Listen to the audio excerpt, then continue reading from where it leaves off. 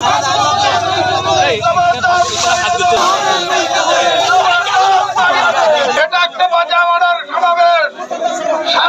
মিলেরা syndicate করে, chemical লবণ আমদানি করে, দেশীয় শিল্পকে ধ্বংস করতেছে। এই জন্য আমরা প্রতিবাদ করতেছি। আমাদের 1 কেজি লবণ উৎপাদন করতে 15 থেকে 16 টাকা খরচ করে। কারণ আপনার ফলতিন লাগে, ওখানে লেবারের দাম বাড়া, ডালের দাম বাড়া, চাইলের দাম বাড়া, আপনার মাড়ের দাম বাড়া, জমিনের দাম বাড়া, সব কিছু মিলিয়ে আমাদের 15 থেকে 16 টাকা 1 কেজি লবণ উৎপাদন করতে খরচ হয়।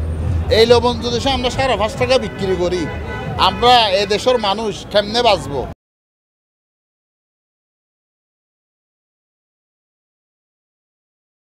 এই বিসিকের প্রধান থাকবে। আমরা সবসময় বিসিকের প্রধানের একটা অবস্থা দেখতে পাচ্ছি।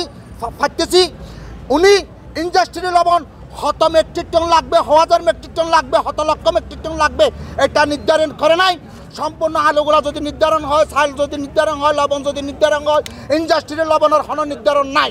কি আপনি লক্ষ লক্ষ লবণ আমদানি করে এই দেশের লবণ চাষিকে ধ্বংস করে দিবেন? আমরা চাষিরা মনে করছি আমাদের উৎপাদন করে 8.5 টাকা বিক্রি করতেছি 8.5 টাকা।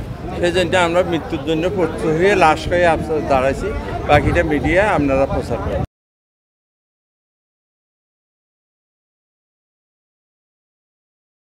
চাহিদার অতিরিক্ত লবণ আমদানি করছে, যার ফলে ভোজ্য লবণের সাথে মিশিয়ে আরও অতিরিক্ত লবণ প্রোডাকশন করে লবণের দাম 10 নেমেছে। যে লবণের মূল্য গত বছর ছিল বস্তাপতি 1600 টাকা, সেই লবণের মূল্য এখন 600 টাকা। এক বস্তায় 80 কেজি লবণ থাকে।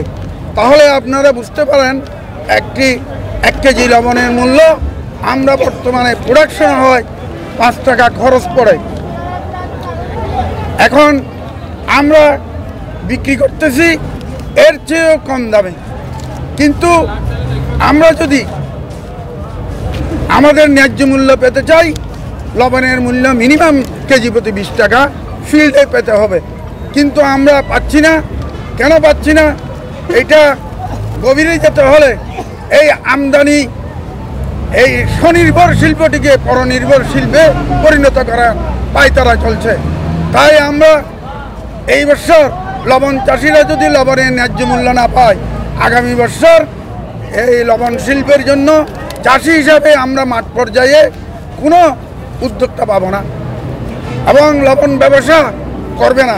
6-7 জন মিল মালিক, যারা বড় বড় সিন্ডিকেট, যাদের কোনো লবণ মাঠ নাই, তারা এই লবণ শিল্পকে আমদানি নির্ভর করে শিল্পকে ধ্বংস করার পায়তারা করছে। আমাদের রক্তের বিনিময়ে হলেও, আমরা জীবনদানের বিনিময়ে হলেও আগামীতে আমরা এরকম কর্মসূচি দেব যাতে কক্সবাজার পুরা অচল হয়ে যায়।